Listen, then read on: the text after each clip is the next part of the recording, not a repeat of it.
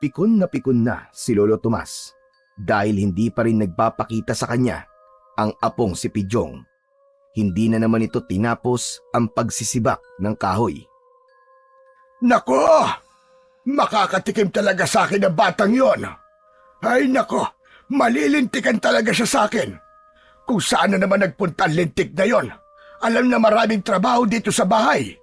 Pag-uwi niya talaga ay makikita talaga niya ang hinahanap niya. Pumasok na ng bahay si Lolo Tomas at pumanhik ng hagdan dahil magpapalit siya ng suot na t-shirt. Pinawisan siya sa paghahanap niya sa apong si Pidyong.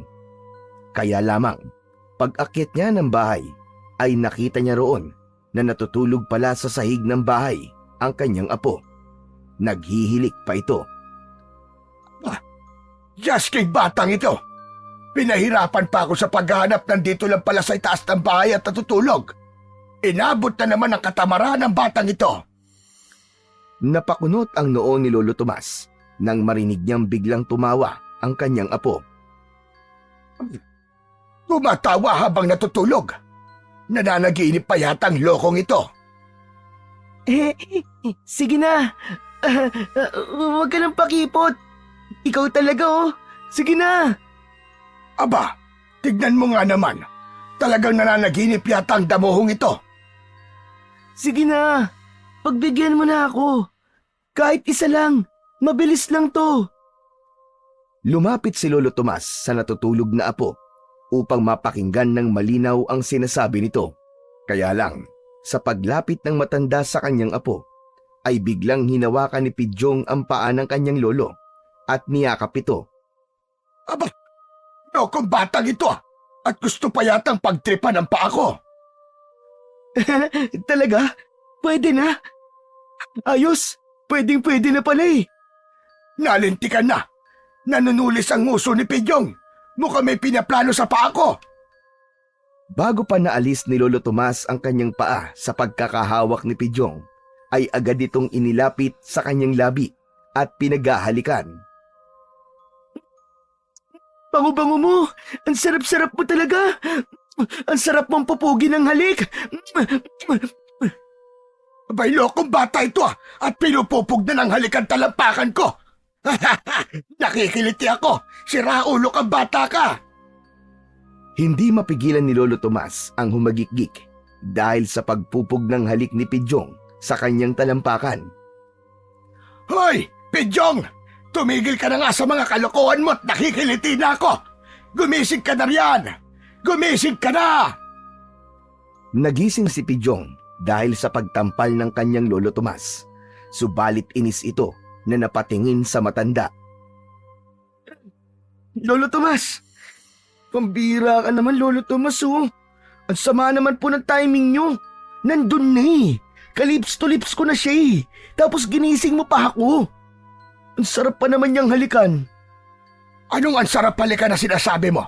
Tignan mo nga yung hawak mo. Pa ako yung kanina mo pa pinupupog ng halik. Hayan at hawak-hawak mo pa. We! Kaya pala sagwa ng lasa. Yak! Kadiri! Saka amoy patay na daga. Ngayon, panay ang pintas mo. Samantalang kanina halos ipagduldulan mo sa mukha mo ang talampakan ko. Lolo naman oh. Ang labo mo talaga eh. Nakakasira kayo ng pantasya ko eh. Abay, lokong ito at kasalanan ko pa. Sino ba yung pinupupog mo ng halik sa panaginip mo ha? Sabihin mo nga sa akin. Yung artista pong crush ko. Si Ivana. Ivana ka dyan. Aagawan mo pa ako Tama na nga yung katutulog mo. Tumayo ka na yan.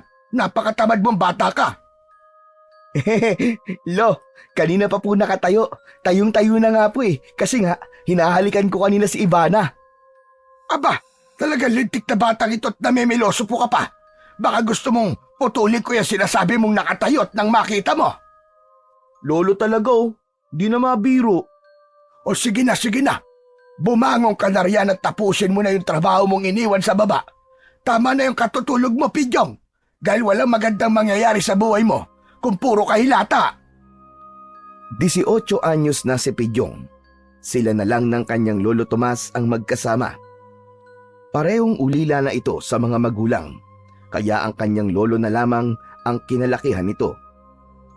Pangunguha ng mga kahoy na panggatong at pag-uuling ang pinagkakakitaan ng maglolo. Tapos ng high school si Pidjong, hindi na pinalad na makapagkolehiyo dahil sa kakapusan sa pinansyal na pangangailangan. May kasipagan din naman ang binatang si Pidjong. Yun nga lang, kapag talagang inabutan ng antok ang binata, ay hindi pwedeng hindi niya muna yun itutulog. Pakiramdam kasi niya ay mas lumalakas siya kapag nakakatulog kahit saglit lang. Kaya nga lang, tuwing matutulog siya, ay hindi maiwasang hindi siya mananaginip. Sabi nga, ay naglalayag ang kaluluwa ng isang tao kapag natutulog at nagkakaroon ng iba't ibang panaginip.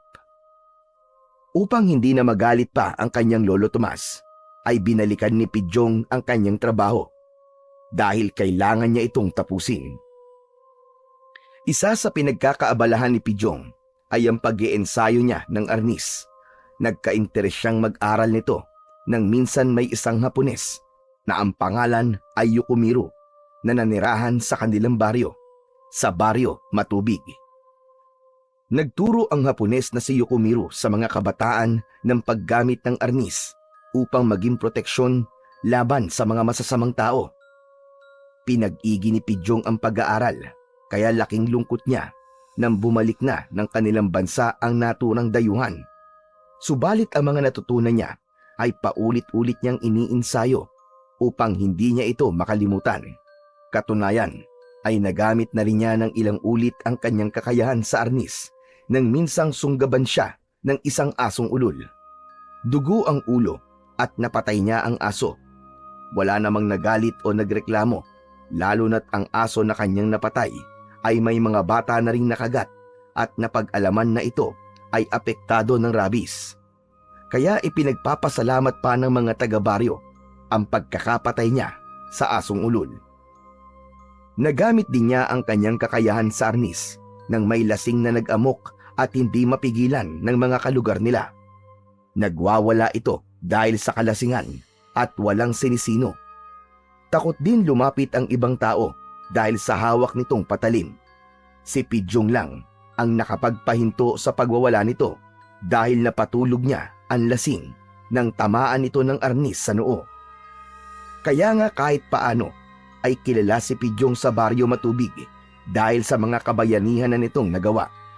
Ipinagmamalaki siya ng kanyang lolo Tomas sa bagay na yon. May lalakarin si lolo Tomas ng araw na yon, kaya mag-isa lamang si Pidjong na mangunguha ng mga kahoy na panggatong na ipagbibili at uulingin. Nagpaalam si lolo Tomas sa kanyang apo. May mahalagang bagay kasi kami pag-uusapan ni Paring Lucio. Ibig kasi niyang ibenta ang kanyang lupa. Nagpapatulong siya. Kaya gusto kong makita kung gaano kalawak yon. Nako, ayos po yun, Lolo Tomas. Dahil kapag naibenta niyo po ang lupa ni Mang Lucio, jackpot yun, Lolo. Magkakapera po kayo dun. Tama ka. Gano'n na nga, Pidjong. Tapos, makakabili na po tayo ng mga bagong gamit sa bahay. Saka, bagong damit at saka sapatos. Aba, oo naman. Pati yung mga pagkain na di pa natin natitikman, mabibili nating lahat. Sige po, Lolo. Umalis na po kayo para makapag-usap na po kayo ni Mang Lucio. At ako naman po ay mangangahoy na rin para meron po tayong uulingin. Nagkanya-kanya na ng lakad ang maglolo. Si Lolo Tomas ay patungo sa kabilang barangay sa kanyang kumpare. Samantalang si Pidjong naman ay sa kakahuyan para humanap ng panggatong at kahoy na gagawing uling. Kapag ganong umaalis ng bahay si Pidjong, ay lagi niyang bitbit ang kanyang pares ng arnis. Nasanay na kasi siyang dala ito palagi para maging handa siya sa anumang panganib na kanyang makakasagupa. Katulad ng mga sandaling yon, habang nangunguha ng kahoy na panggatong si Pidjong, ay pakiramdam niya kanina pa merong matang nakamasid sa kanya. Kaya naging alisto ito. Hinawakan niya ng mahigpit ang itak na gamit sa pamutol ng kahoy, habang ang arnis naman niya ay nakasabit sa kanyang gawing likuran. Kung sino ka man at anumang nilalang ka, hindi ka sasantoy ng dala kong armas. May paglalagyan ka talaga sa akin. Pilit na nakiramdam si Pidyong.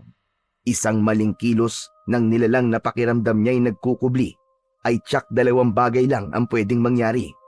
Gugulong ang ulo nito o mawawalan ng mga braso. Handang-handa at nakaalerto na si Pidyong sa pwedeng mangyari nang makita niya na nagliparan ang mga ibong maya. Pahiwatig na nabulabog ang mga ito. Nilapit doon ang atensyon ni Pidyong at mula sa madamong lugar ay sumulpot bigla si Batchoy. Takot na takot at tumatakbo patungo sa kinaroroonan ni Pidyong. Oh, si Pinsang Batchoy yun ah. Ano nangyari doon? At parang may kinakatakutan. Halos habol ni Batchoy ang hininga niya nang makalapit ito kay Pidyong. Pidyong! Pidyong! Tulungan mo ako, Pidyong! Bakit paano ba nangyari sa'yo? Takot na takot ka. May humahabol ba sa'yo? Oo. Ayaw akong tantanan eh. Kanina pa nakasunod sa akin. Nakakatakot. Sino ba? Biglang nakarinig si Pidyong ng tila ugong. Kasunod ay ang tila maitim at mumunting bagay na lumilipad. Mga insektong ligwan pala ang humahabol kay Batchoy. Grupo ng mga ligwan na handang atakihin ang bata. Mga ligwan ang humahabol sa'yo, Batchoy! Oo, Pidyong! Tulungan mo ako! Praning ka ba? Wala akong magagawa sa mga yan. Di kita matutulungan, kaya tara na! Sasamahan na lang kitang tumakbo! Takbo na, Batchoy! Kumaripas na nga ng takbo ang magpinsan. Kahit gaano pa kahusay sa arnis at kahit gaano pa katalas ang dalang itak ni Pidyong, ay hindi niya kayang gamitin yon laban sa insektong paparating. Bilis sa pagtakbo lang ang kaya nilang gawin upang makapagtago at makaiwas sa kagat ng mga ligwan. At dahil ang tanging kaligtasan lang nila ay sa ilog upang hindi makatikim ng kisot o kagat ng mga ligwang humahabol sa kanila, kaya patungong ilog ang direksyon ng magpinsan. Kailangan maglublob sila sa ilog upang makaiwas sa pag-atake ng mga insekto. Kaya pagdating sa ilog ay agad na tumalundon ang dalawa. Walang nagawa ang mga insekto kundi ang magpaikot-ikot na lumilipad sa ibabaw ng tubig habang nakalublob sina Pidyong at Batchoy sa ilalim, kasama ang ulo sa pagkakalublob sa tubig. Saglit lang nilang inilalabas ang kanilang ulo para sumagap ng hangin kapag hindi na nila kaya at naghahabol na sila ng hininga. Umabot din ng ilang oras silang nakalublob sa tubig dahil hindi kagad umalis ang mga ligwan. Kaya nang matiyak nilang wala na ang mga insekto sa ibabaw ng tubig, saka palang umahon ang dalawa. Ang bihira! Walang yaka talaga, Batchoy, ano? Kasalanan mo to eh! Anong ako? Hinabol ako ng mga ligwan eh. Di sana, ikaw na lang ang nagpahabol. Pero nung ginawa mo, dinamay mo pa ako eh, no? Kasalanan mo, pinsan, kung nadamay ka. Kasalanan ko pa talaga ngayon, ha? Kasi nga, nandun ka sa kakauyan eh. Kung wala ka ron, hindi ka sana nadamay sa panghahabol sa akin ng mga ligwan. Wala ka talaga sa ayos eh, no? Dati kaya tang abnormal eh. Teka, ang ginaw na. Ilang oras din tayo nakababad sa tubig. Nangya naman, oh. Di nga tayo nakagat ng mga ligwan na yun. Pero mamamatay naman tayo sa ginaw dahil sa pagkakababad sa tubig. Huwag ka na magreklamo. Wala na mga insekto kaya ligtas sa tayo dalawa ngayon. Malamang, may ginawa ka na namang kalokohan, ano? Umamin ka nga. Kaya ka inabol ng mga ligwan na yun. Gusto ko lang naman kunin yung kanilang pulot eh. Pero hindi ko akalain na matatapang pala yung uri ng ligwan na yun. Nagalit at ayaw na akong tantanan. Paano? Umiral na naman siguro ang kasibaan mo. Nagugutom kasi ako eh. Kaya napagtripan kong kunin yung bahay ng pukyutan. Yan. Yan ang hirap sa'yo. Puro pagkain ang laman ng utak mo. Kaya minsan napapahamak eh. Alam mo ikaw, Batchoy, ikamamatay mo talaga ang kasibaan mo. Grabe ka naman sa akin, Pidyong. Patay ka agad. Oo, kasi nga, kung hindi yung tao na may-ari ng puno na hinawakan mo ang hahabol sa'yo, ayan, mga insekto na nagalit ang humabol sa'yo dahil pilit mo rin kinuha yung kanilang bahay pukyutan. Manghihina kasi ako kapag hindi ako nakakakain, pinsan eh. Sa susunod, mag-dieta ka kasi para hindi laging pagkain ang hinahanap mo.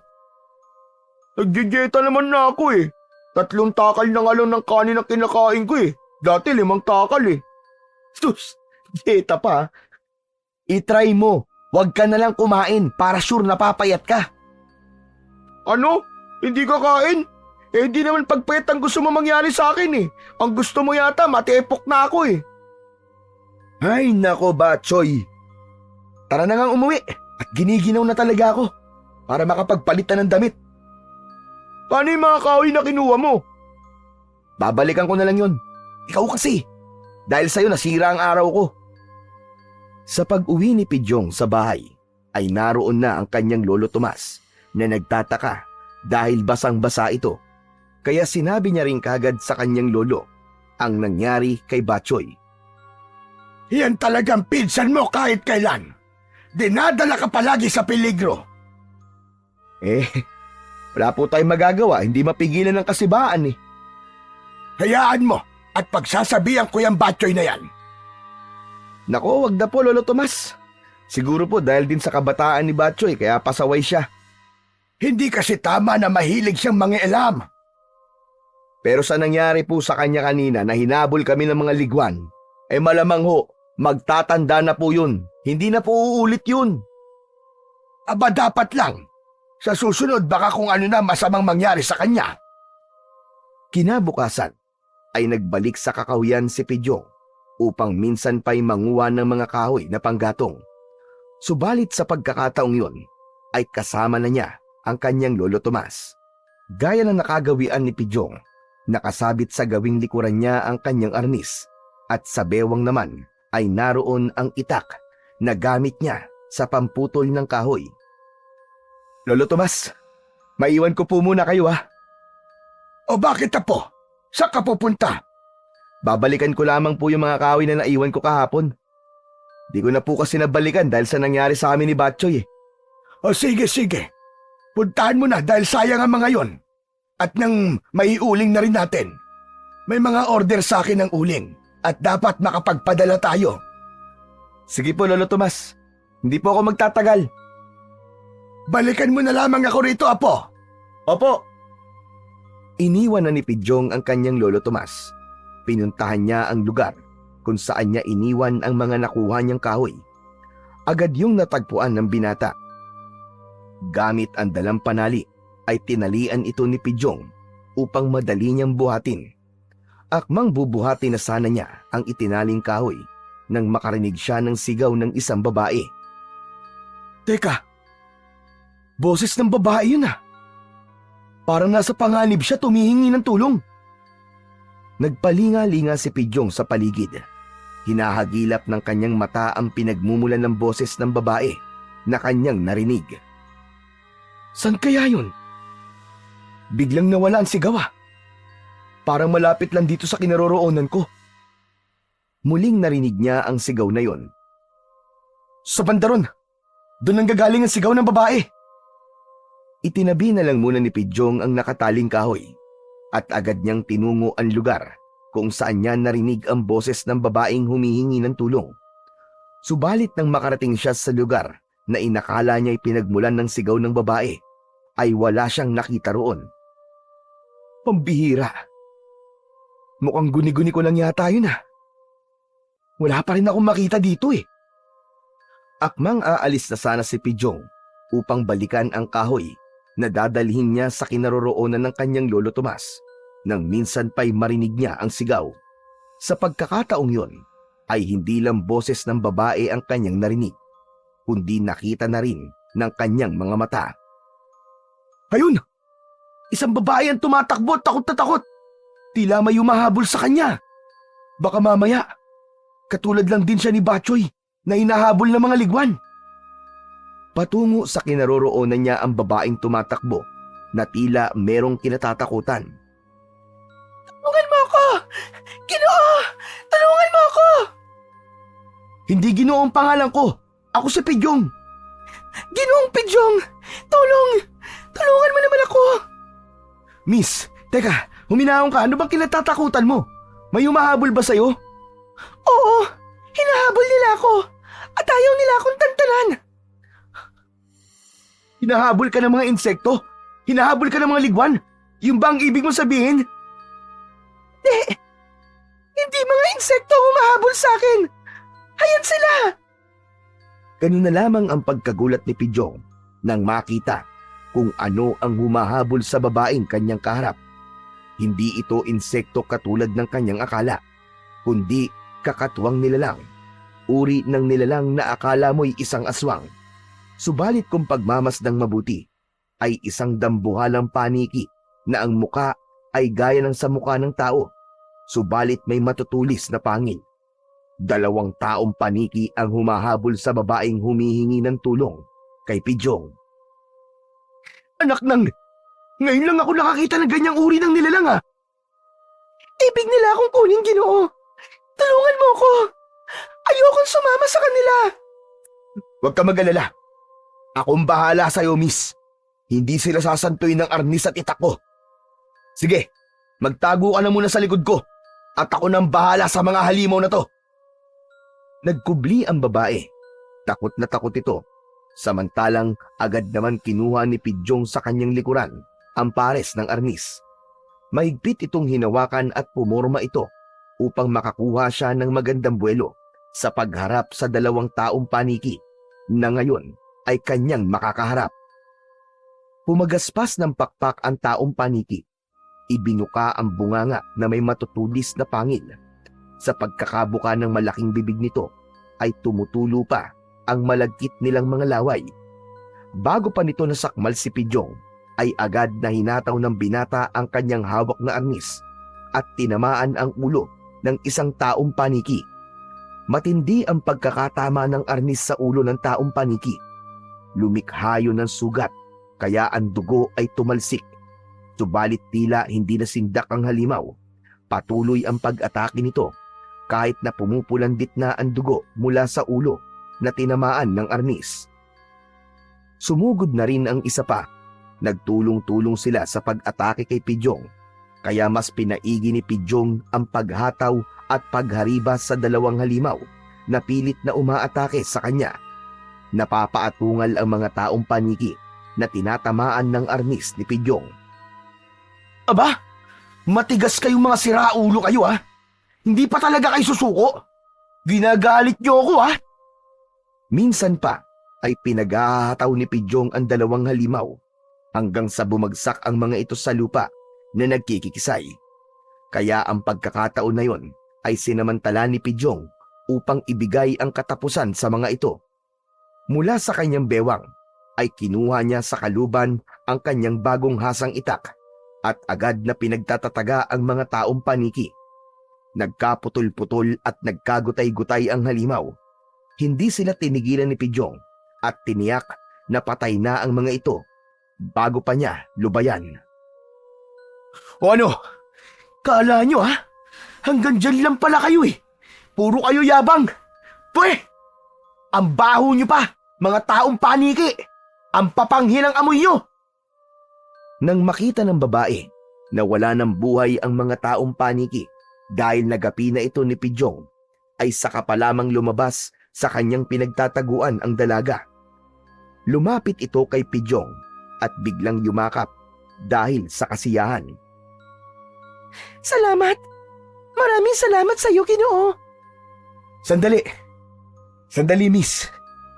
Hindi pa tayo close, Kung makayakap ka naman kagad sa akin, hindi pa nga tayo magkakilala Ay, paumanhin, Ginoo. Nadala lamang ako ng aking damdamin. Labis-labis kasi ng aking nararamdamang kasiyahan. Iniligtas mo ko sa kamay ng mga taong paniki. Okay lang. Ginawa ko lang naman ang dapat Pero miss, sino ka nga pala? Tawagin mo na lamang akong Liwayway. Liwayway? Ang luma naman ng pangalan mo. Aba, tunog gaw-gaw Yun kasi ang binigay na pangalan sa akin. Ikaw nga pala, Ginoo. Ano naman ang pangalan mo? My name is Pidjong. Pero, Pidjonito ang totoo kong pangalan. Bakit nga pala ganyan ang suot mo? Nakikita ko lang ang ganyang suot sa mga lumang larawan eh. Ang tawag namin dyan baro at saya na ginagamit kapag may cultural presentation sa school. Alam mo ba yun? Pagpaumanin mo, Ginoo. Subalit hindi ko kayang mawatasan ang iyong sinasabi. Ha? Ako rin eh. Para kang tumutula ah. Teka miss, saan ka ba galing ha? Galing ako sa lupain ng liwanag. Ano? Lupain ng liwanag? Saan ba yun? Saang bayan yun? Saka, sakop ng anong barangay yun? Hindi ko alam. Basta ang tawag sa aming tirahan ay lupain ng liwanag. Yung mga taong paniki na humabol sa'yo, saan galing yung mga yun? Ngayon lang ako nakakita ng ganung nilalang eh. Galing sila sa ibang lupain. Sila ang mga nilalang na naninirahan sa lupain ng dilim. Oh, lupain ng dilim naman ngayon. Ibang klase ang tawag sa mga tirahan nyo ah. Siguro ang laro ng mga bata dun dilim at liwanag. Tama ka. Ganun nga ang isang uri ng nilalaro ng mga kabataan sa aming lugar. Alam mo rin pala ang larong yun? Hula ko lang yun, pero tumama pala. Ang angas naman. Ang totoo, Pidyong, dahil sa ginawa mong pagliligtas sa akin, marahil, ikaw ang taong matagal na naming hinihintay. Ha? Matagal nang hinihintay? Oo, ikaw ang aming magiging tagapagligtas upang mapigilan na ang pagsakop ng mga nilalang mula sa lupain ng dilim at hindi tuluyang mapasok ang aming lupain. Ang lupain ng liwanag. Teka lang, liwayway ah. Hindi ko maintindihan ang mga sinasabi mo eh. Isa lamang akong pangkaraniwang mangangahoy. Tapos sasabihin mo ako'y magiging tagapagligtas? Oo, Pidyong. Yun ang aking nararamdaman dahil sa ginawa mong pagtatanggol sa akin. May mabuti kang kalooban. Hindi mo pa ako kilala, subalit itinaya mo ang sarili mong buhay para ako'y iligtas. Katangian ng isang matapang na Ginoo. Katangian ng isang tagapagligtas. Kaya, sumama ka sa akin. Naku, wait lang ha. Hindi pa tayo close eh. Tapos, gusto mo pikutin na agad ako? Aba, never. Hindi pa ako handang mag-asawa, liwayway. Saka, iisipin ko pa kung matataypan nga kita. Pidyong, nakikiusap ako. Kailangan ka namin. Ayos ka rin no? Ang kulit mo eh. Nasa gayong pag-uusap at pagtatalo sina Pidyong at Liwayway nang marinig ng binata ang pagtawag ng kanyang lolo Tomas na kanina pa marahil naghahanap sa kanya. May tao! Ang lolo Tomas ko tumatawag sa akin. Hinahanap na niya ako, Liwayway. Hindi pa niya ako dapat makita. Bakit naman? Dahil hindi pa tapos ang misyon ko. Sige na, paalam Pidyong. Magkikita pa tayo uli. Sandali, Liwayway! Saan ka pupunta? Hindi na sinagot pa ni Liwayway ang tanong ni Pidyong, kundi nagmamadali na itong tuloy-tuloy na lumayo hanggang sa tuluyang mawala sa may matataas na damo. Siya namang paglapit ni Lolo Tomas sa kanya na nag-aalala. Jasky ka, bata ka! Kanina pa kita hinahanap pa! Nandito ka lang pala! Wala na siya, Lolo. Wala! Sinong wala? Si Liwayway po. Abay, sinong liwayway? Wala ka namang kasama dito. Nag-iisa ka nang makita ko. Nananaginip ka na naman ba? Hindi, gising na gising po ako, Lolo. Kanina lang po may kasama ako dito at nandito siya. Magkausap nga kami. Tsaka, iniligtas ko pa nga po siya mula sa mga taong paniki na sabi niya, ibig kumuha daw sa kanya. Ano ba sinasabi mong bata ka? Kung ano-anong iniimbento mo salita. Palibasa, masyado kang mahilig na mga panood sa mga palabas tungkol sa kababalagan. Kaya napapanaginipan mo. Lolo Tomas, totoo po ang mga sinasabi ko sa inyo. Kanina lang may kasama po talaga akong babae rito. Ang ganda nga niya eh. Kaya lang makaluma. Parang galing sa panahon ni Mahoma. Parang galing sa libro ang itsura niya eh. Parang matandang tao. May sakit ka ba, Tomas? Aba, parang nilalagnat ka yata. Lo, wala po akong lagnat. At totoo po ang mga sinasabi ko sa inyo. May babaeng naligaw kanina rito. Iniligtas ko pa nga po siya, Lo. Totoo po yun. Tignan niyo pa po itong itak ko. Ayan o, may dugo pa. Dugo po yan ng taong paniki na pinatay ko. At yung mga taong paniki na pinatay ko, hayan sila oh. Tinignan ni Tomas ang lugar na itinuro ng kanyang apo, subalit wala namang anuman ang naroon. Walang taong paniki na pinatay daw niya. Wala ring dugo ang hawak nitong itak. Wala naman ah! Ala, kanina lang nandiyan ang pinatay kong taong paniki. Saka kanina lang, puro dugo itong talim ng itak ko. Apo, ang mabuti pa umuwi na lang tayo. Mukhang kung ano-ano na nangyayari sa'yo. Pero lolo, maniwala kayo sa akin. Lahat po ng sinabi ko sa inyo totoo. Tapos niyaya pa nga ako ng babae na ang pangalan ay Liwayway. Ang sabi niya, sumama daw ako sa kanila dahil ako daw ang kanilang magiging tagapagligtas. Ano ka mo? Magiging tagapagligtas? Abay, paanong mangyayari yon? Dahil nga po iniligtas ko siya sa pag-atake ng mga taong paniki.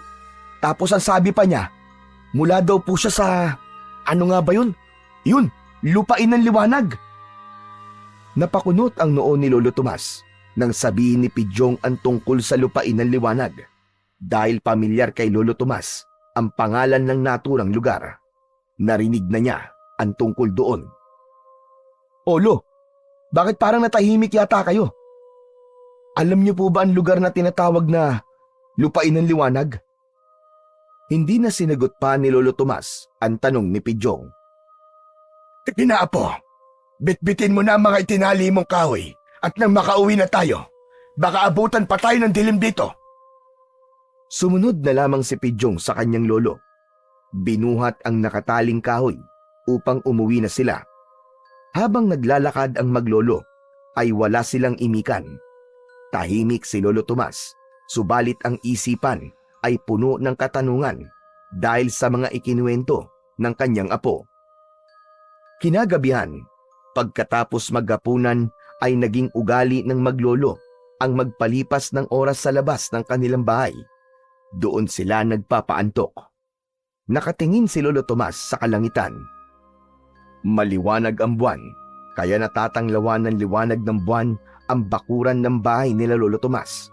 Si Pidyong ang bumasag ng katahimikan dahil hindi pa rin nagsasalita si Lolo Tomas na dati naman ay nag-uumpisa ng kanilang pag-uusapan. Lolo, hindi pa rin po ba kayo naniniwala sa mga sinabi ko sa inyo kanina?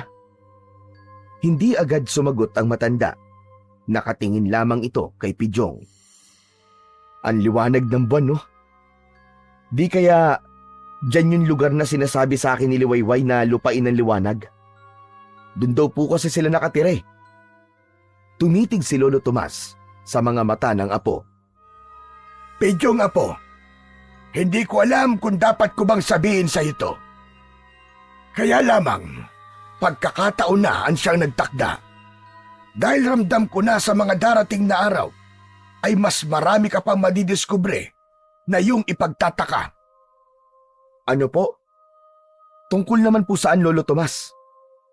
Sa nangyari sa'yo, sa nakita mong babae sa kakahuyan, at ang ginawa mong pagliligtas sa kanya.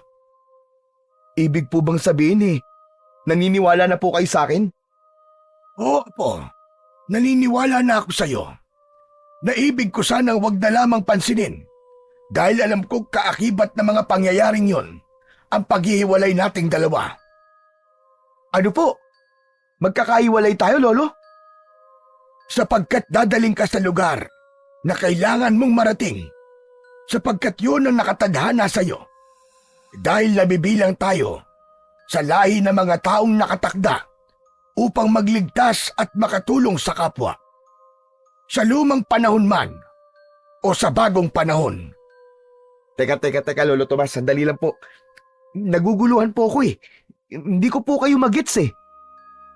Apo, mahirap ipaliwanag, subalit alam kong maiintindihan mo rin sa takdang panahon. Takdang panahon? Kailan po yun? Hindi ko pa rin alam. Ngunit batid kong napakalapit na noon. Teka, naguguluhan pa rin po ako, Lolo Tomas. Kung totoo nga po ang sinasabi nyo, paano ako magiging tagapagligtas? Pangkaraniwang tao lang ako eh. Tapos, sa ibang lupain pa yon. Apo, May nakatakda para sa iyong magiging kapalaran. Halika, sumama ka sa akin. Meron ka pang dapat malaman. Tumayo ang maglolo at pumasok sa loob ng bahay. Sa isang lugar ng bahay ay may mga nakatambak na lumang gamit roon. Para kay Pidyong ay mga patapon yun dahil nga sa kalumaan. Subalit mahalagang bagay pala. Isang lumang baul na yari sa bakal na kinakalawang na ang hinila ni Lolo Tomas. Hindi ito nakakandado, subalit dahil sa kalumaan at pagkakaroon ng kalawang ay nahirapan ang matanda na buksan ito. Gayunpaman, pinagtiyagaan ito ni Lolo Tomas hanggang mabuksan ang kinakalawang na baul na gawa sa bakal. Mga lumang gamit ang naroon. May talim ng sibat, tabak at iba pang uri ng mga armas na gawa sa bakal. Nababalot na ng kalawang ang iba dahil sa kalumaan. Subalit kapag nilinisan ay tiyak na babalik sa dati. Isang supot na yari sa balat ng hayop ang kinuha ni Lolo Tomas sa loob ng kalawanging baul. Nakatingin lang doon si Pidyong na nasasabik at nag-aabang kung ano bang meron sa loob ng supot na yari sa balat ng hayop. Isang uri ng kwintas ang nasa loob ng supot. Nakapalawit sa kwintas ang isang kakaibang uri ng bato na kumikislap at ang kislap nito ay lumilikha ng kulay na katulad ng sa bahaghari. Nanlaki ang mga mata ni Pidyong nang makita ang kakaibang kwintas na hawak ng kanyang lolo. Wow! Ang ganda niyan, Lolo ah! Ano pong klaseng kwintas yan, Lolo Tomas? Isang kwintas ito na may taglay na mutya. Mutya ng baghari. Sinasabi na ito ay nakuha kasama ng palayok na may lamang ginto na natagpuan sa dulo ng baghari. Pambihira! Ngayon lang po ako nakarinig ng mutya ng baghari ah. Meron pala nun. Ang tungkol dito ay sinabi lang sa akin ng aking lolo Pidong, ang tatay ng tatay ko. Lolo niyo po siya, Lolo Tomas? Na lolo mo sa talampakan. Bakit niyo po itinago lang dito sa baul, Lolo Tomas? Dahil wala akong paggagamitan yan. Isa pa, hindi lahat ng pinagpapasahan o nagmamana ng mutyang ito ay mabuti ang idinudulot. Kaya pinili kong itago na lamang. Natakot po kayo, Lolo? Oo, apo, tama ka. Isa pa, umabot ako sa edad na 18 na walang anumang nagpakita sa akin o nagparamdam upang gamitin ko ito. Ibig lang sabihin ay hindi ako ang siyang karapat-dapat para humawak at mag-alaga sa mutya ng baghari. Pero ngayon po inilabas niyo na to. Ano pong ibig sabihin nun? Apo, ramdam kong ikaw ang siyang karapat-dapat. Kaya ipapasa ko sa iyo at ipagkakatiwala ang mutyang ito, Pidyong. Sigurado po ba kayo, Lolo Tomas? Oo, apo. Yung pagpapakita sa iyo ng babaeng sinasabi mong mula sa lupain ng liwanag ay pagpapatunay lamang na ikaw ang siyang itinadhana upang mag-alaga sa mutya. Kaya magkakaroon ka ng mabigat na gampanin. Mahaharap sa pakikipagsapalaran. Teka, Lolo Tomas. Bigla naman po yata akong kinabahan sa mga sinabi niyo. Ang simple-simple po ng buhay ko kasama kayo tapos magiging komplikado. Sabi ko nga sa iyo, wala akong magagawa. Maging ikaw ay hindi maaaring tumutol kung yun ang siyang nakatadhana para sa iyo. E paano po kung ayaw ko, Lolo? Kahit tumanggi ka at iwasan mo, apo, hahabulin ka ng mga pangyayari at pilit kang dadalhin kung saan ka nararapat. Wala kang magagawa kundi tanggapin ang iyong kapalaran dahil yun ang nakatakda sapagkat mula ka sa mga lahi ng tagapagligtas. Natahimik si Pidyong dahil sa ipinaliwanag ng kanyang Lolo Tomas na hindi niya pwedeng tanggihan, kundi kahit ayaw niya ay dapat niyang tanggapin dahil yun ang kanyang kapalaran. Kinuha ni Lolo Tomas ang kamay ng apo at inilagay sa magkadikit na palad nito ang kwintas na may mutya ng bahaghari. Ayaw pa sana yung hawakan ni Pidyong pero ipinilit yun ng matandang lalaki. Habang nasa loob ng nakakuyom na palad ni Pidyong ang agimat, ay may kakaibang enerhiya siyang naramdaman. Enerhiya na gumapang sa kanyang buong katawan. Nanginig at tila nanigas ang kanyang mga braso, kamay, binti at paa. Pinagmasdan naman siya ng kanyang lolo Tomas na merong pagtataka. Subalit hindi yun pinakialaman ng matanda. Inisip niyang bahagi yun ng pagpasa niya ng kwintas kay Pidyong. Maya-maya lang ay pumayapa na si Pidyong. Nawala na ang tila panginginig niya. Napahiga si Pidyong dahil pakiramdam niya ay nanghina siya. Subalit saglit lang ay bumalik ang kanyang lakas at ramdam ni Pidyong na may kakaiba sa kanyang pakiramdam. Subalit hindi pa niya mawari. Ang tanging natitiyak niya, hindi yun pangkaraniwan. Bago pa iwan ng maglolo ang lugar na kinaroroonan ng mga tambak nilang gamit, ay may ipinaalala sa kanya si Lolo Tomas. Pidyong apo, hindi ka na gaya ng dati dahil sa tungkuling nasa iyong balikat. Kaya anuman ang mangyari at saan ka man dalhin na magiging kapalaran mo, sumunod ka lamang. Huwag mo kong alalahanin. Magkakalayo po talaga tayo, Lolo? Ganun po ba talaga? Oo, apo. Kaya handa na ako at tanggap ko na yon. Ang mas mahalaga ngayon ay magampanan mo ang iyong tungkulin at ipagpatuloy ang dangal ng ating lahi kung saan tayo nakilala. Huwag po kayo mag-alala, Lolo Tomas. Kahit magiging mahirap po, lalo na't magkakalayo tayo, tatanggapin ko po. Lalo na't sinasabi niyong itong nakatakda at itong aking kapalaran. Isinuot na ni Pidyong ang kwintas at umalis na sila ng kanyang lolo sa lugar na may mga tambak na lumang gamit. Lumalalim na ang gabi, kaya kailangan na nilang magpahinga dahil kinabukasan ay hindi batid ni Pidyong kung ano ba ang naghihintay na kapalaran sa kanya. Subalit ng gabing yun ay hindi makatulog si Pidyong. Maraming naglalaro sa kanyang isipan. Ngunit kailangan niyang matulog at magpahinga dahil bukas ay kailangan muli niyang tulungan ang kanyang lolo sa mga gawain nito. Kaya ipinikit na lamang ng binata ang kanyang mga mata. Pinilit niyang matulog upang makapagpahinga. Kinabukasan, pagkatapos mag-almusal ng maglolo, ay naghanda silang muli upang tumungo sa kakahuyan. Tila walang nangyari sa mga lumipas na magdamag. Hindi na nila napag-usapan ang tungkol sa kwintas na ibinigay sa kanya ni Lolo Tomas. Gaya ng dati, ay muling sakbit ni Pidyong ang kanyang arnis. Nasa bewang naman ang itak na gamit niyang pamputol sa mga tuyong kahoy. Nadagdag nga lang ngayon ay ang pagkakaroon niya ng kwintas na ibinigay ng kanyang lolo. Kapag ganong nangunguha sila ng kahoy, na uulingin at ipagbibili, ay nagkakanya-kanya sila ng lakad upang magkita na lamang sila sa isang lugar kapag tapos na sila sa pangunguha ng kahoy upang sabay pa rin silang uuwi. Subalit bago pa maghiwalay ng direksyon ng maglolo, ay may binitiwang salita si Lolo Tomas sa kanyang apo. Sana apo, magkita pa ulit tayo mamaya. Oo naman po, Lo. Magkikita pa ulit tayo. Naghiwalay na ng direksyon na pupuntahan ang maglolo. Nabanggit ni Lolo Tomas ang ganon dahil malakas ang kutob niya na merong mga mangyayaring hindi niya inaasahan. Namumutol na ng mga sanga ng kahoy si Pidyong. Naisip niya na kailangan niyang makarami. Habang abala sa pamumutol, ay nakaramdam siya ng kung anong kaluskos mula sa hindi kalayuan. Kasunod ay sigaw ng boses na pamilyar sa kanya. Boses yun ni Pinsan ah.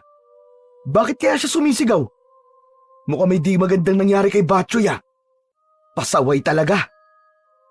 Iniwan ni Pidyong ang kanyang ginagawa at hinanap ang pinsan na tila nangangailangan ng tulong. Agad naman niyang nakita na nakabiti ng patiwarik ang pinsang si Batchoy. Nakatali ang isang paa nito dahil nasilo sa isang bitag. O Pinsan! Pambira ka, anong ginagawa mo dyan? Gusto mo bang mag-alatarsan, ha? Nagtatanong ka pa talaga. Pwede mo ba tulungan na lang ako makababa? Ang sakit na sa paa eh. Baka mamaya matanggal lang isa kong binti. Hinanap ni Pidyong ang tali ng silo upang putulin yon. Agad naman niya yung nakita. Humanda ka, pinsan ha! Puputulin ko na tong tali para hindi ka na nakabitin dyan! Sandali lang. Baka mapasama ang bagsak ko eh. Huwag mong basta puputulin. Oo na, ako na ang bahala. Aalalayan ko na lang. Hawakan ko lang tong tali para hindi ka bumagsak. Pinutol na ni Pidyong ang tali ng bitag at hinawakan yon upang mapigilan ang biglaang pagbagsak ni Batchoy, kaya maingat at dahan-dahan itong naibaba mula sa pagkakabitin. Saka nilapitan ni Pidyong upang alisin ang tali sa paa ng pinsan. Buwisit talaga oh. Ang malas ko naman. Sa dami ng mahuhuli sa patibong na yon, ay ako pa ang nasilo. Para saan ba yung silo na yun? Para sa ligaw na hayop o kaya sa baboy ramo. Tama lang naman, di ba? Masyado kasing layas at hindi maingat kaya ikaw ang nahuli. Saka isa pa. Mukha ka namang baboy ramo eh.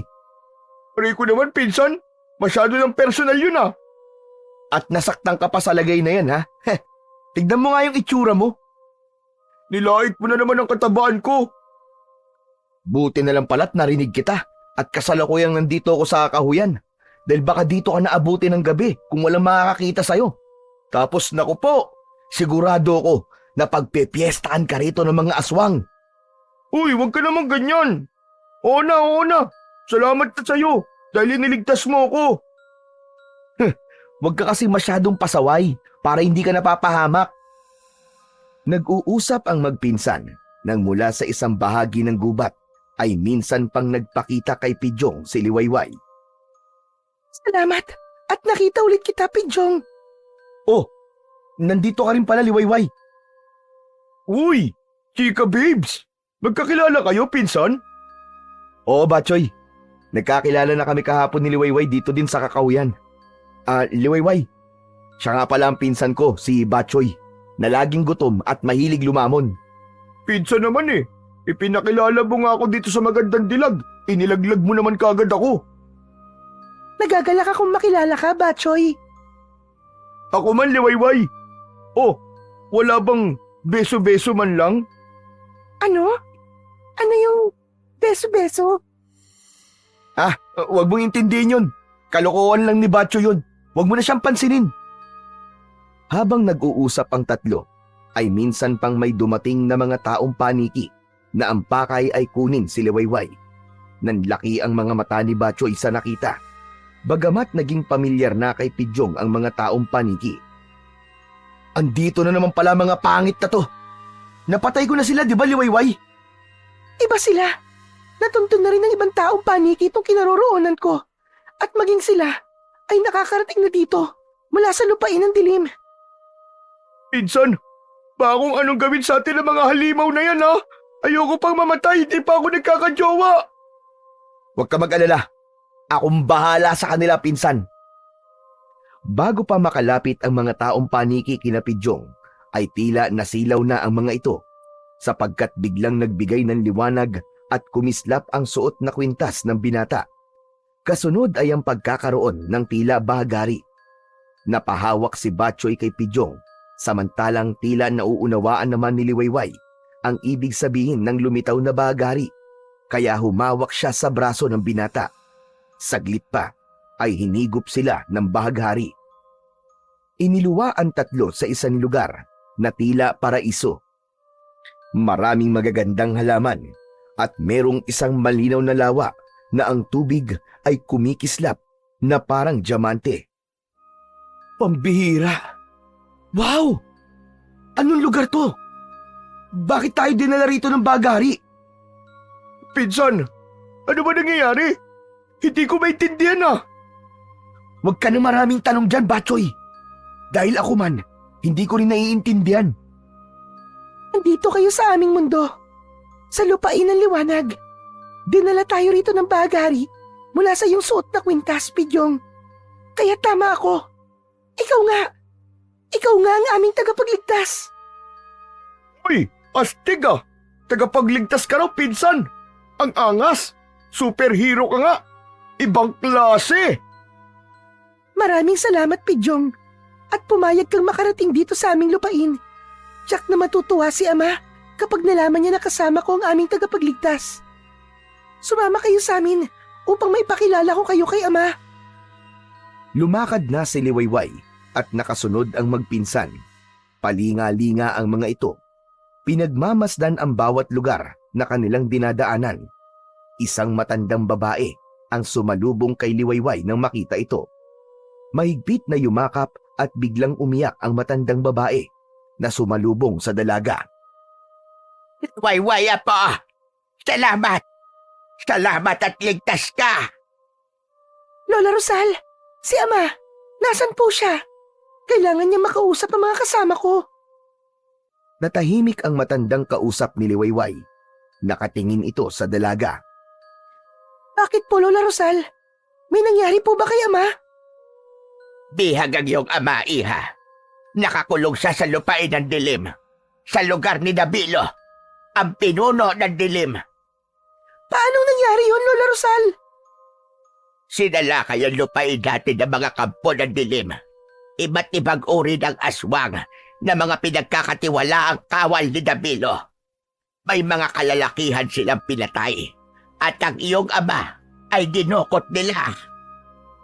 Bakit po dinukot si Ama, Lola? Dahil ang nais ni Dabilo ay ang iyong ama ang gawing pamalit para sa kanyang hinahangad na maging asawa. At sino naman po yun, Lola Rosal? Ikaw, Liwayway. Ikaw ang nais na maging asawa ng pinuno ng dilim. Pakakawalan lamang niya ang iyong ama kapag pumayag ka na maging asawa ni Dabilo. Napakasama niya. Ayoko. Hindi ako papayag na maging asawa ng isang masamang nilalang. Kapag hindi ka pumayag, Liwayway, malalagay sa panganib ang buhay ng iyong ama. Papatayin niya si Matipuno. Pero, hindi ko po kaya magpakasal sa pinuno ng dilim, Lola Rosal. Nasa kamay mo ang kaligtasan ng iyong ama, Liwayway. Hindi po ako papayag sa ibig mangyari ni Dabilo. Malaking kahangalan ang nais niya. Sino nga pala ang mga kasama mo? Mukhang taga-ibang daigdig sila. Galing po sila sa daigdig kung saan po ako napadpad. Nagpapasalamat nga po ako na dahil sa kanila ay nakabalik po ako dito ng ligtas sa ating lupain. Ako po si Pidyong, Lola. Ako naman po si Batchoy. Pinsan po ko ni Pidyong, Lola. Ay, Lola, may pagkain po ba kayo? Gutom na po kasi ako eh. Oo, may pagkain kami nakahanda. Halika kayo. Liwayway, marahil ay kailangan muna nila kumain. Tila malayong lupain ang inyong pinagmulan at nagugutom sila. Mamaya na lamang natin ipagpatuloy ang ating pag-uusap. Opo, Lola Rosal. Halika kayo, Pidyong, Batchoy. Sumunod kayo sa akin upang makakain na tayo. Sa isang malawak na bulwagan, dinala ni Liwayway ang magpinsan. Inutos naman ni Lola Rosal sa mga kadalagahang naroon na ilabas ang kanilang mga nilutong pagkain. Kaya ilang sandali lang ay napuno ng sari-saring pagkain ang malapad na mesa sa bulwagan. Mga karne ng hayop, inihaw na isda, at sari-saring prutas. Hane pa, parang piyestahan na. Siguro naman wala ka ng reklamo ngayong pinsan. Tiyak na bundat ka sa dami ng pagkain na nasa harapan natin. Pinsan, tamang napasama ako sa'yo. Hindi pala ako magugutom sa lugar na ito. Sandamakmak ang pagkain. Hinay-hinay ka lamang at baka maimpatyo ka. Nakakahiya kung dito ka pa magkakalat. Huwag ka mag-alala, Pinsang Pidyong. Alalay lang ang gagawin kong pagkain. Sige na, kumain na kayo, Liwayway. Sabayan mo na lang sila sa pagkain. Sumunod naman si Liwayway. Niyaya na niyang kumain ang magpinsan. Hindi malaman ni Batchoy kung ano ang una niyang kukuning pagkain. Halos tinikman niya ang lahat ng pagkaing nakahanda. Nagustuhan din ni Pidyong ang mga pagkaing naroon. Pagkatapos ng mahigit isang oras pagkalipas nilang kumain, ay muling lumapit sina Liwayway at Lola Rosal kay Pidyong. Samantalang si Batchoy, dahil sa labis na kabusugan, ay inantok at nakatulog. Paumanhin, kumakaistorbo kami sa iyo, Pidyong. Wala yun, Liwayway. Sige, ano bang pag-uusapan natin? Nabanggit kasi sa akin ni Liwayway na kaya kasama ka niya rito sa aming lupain, Pidyong, ay dahil ikaw ang aming tagapagligtas. Ang totoo po niyan, Lola Rosal medyo duda pa rin po ako sa bagay na yan. Pero paulit-ulit po na sinasabi sa akin ni Liwayway. Kaya, di sige, ako na nga po siguro. Sa unang kita ko pa lang sa'yo, binata, ay iba na ang nararamdaman ko. Tunay na ikaw nga ang aming hinihintay. At ang isa sa magpapatunay niyan, dahil sa suot niyang kwintas, ay nakabalik ako dito sa ating lupain. Tama ka, Apo. Yamang ikaw nga ang aming tagapagligtas. Kaya nakikiusap kami na iligtas mo ang ama ni Liwayway. Pidyong, nagmamakaawa ako sa'yo. Ikaw ang tangi naming pag-asa. Hindi ko kakayanin kapag may masamang nangyari sa aking ama. Maaari nilang patayin si Matipuno, kundi pumayag si Liwayway na magpakasal siya sa pinuno ng dilim. Subalit, kahit patayin nila si Matipuno, hindi pa rin sila titigil upang hindi kunin si Liwayway. Kaya ikaw lamang ang tangi naming pag-asa, Pidyong. Gising na noon si Batchoy at narinig ang mga sinabi ni Lola Rosal at Liwayway. Naku, kayang-kaya po yan ang pinsang ko. Kwento nga niya na siya ang pumatay sa mga taong paniki na nakarating sa aming lupain. Sino nga palang makakasama ko sa pagtungo sa lupain ng dilim na sinasabi niyo? Mag-isa ka lang, Pidyong. Ngunit, maaari kang sabahan ng pinsan mo kung gusto mo. Sandali! Bakit po ako? Wala naman po akong kinalaman dyan Hindi maaaring sumama ang mga kalalakihan dito sa aming lupain. Mas mapanganib yun. Wala silang kakayahan upang labanan ng mga kampong aswang ni Dabilo. Kapag nagkataon, maaari pa silang maging kapanalik ni Dabilo kapag ginamitan sila ng itim na kapangyarihan. Kaya, madadagdag pa sila sa mga aswang na makakalaban mo. Kung ganon, tayong dalawa na nga lang, Batchoy. Seryoso ka ba talaga, pinsan? Oo naman. Huwag kang mag-alala, Batchoy.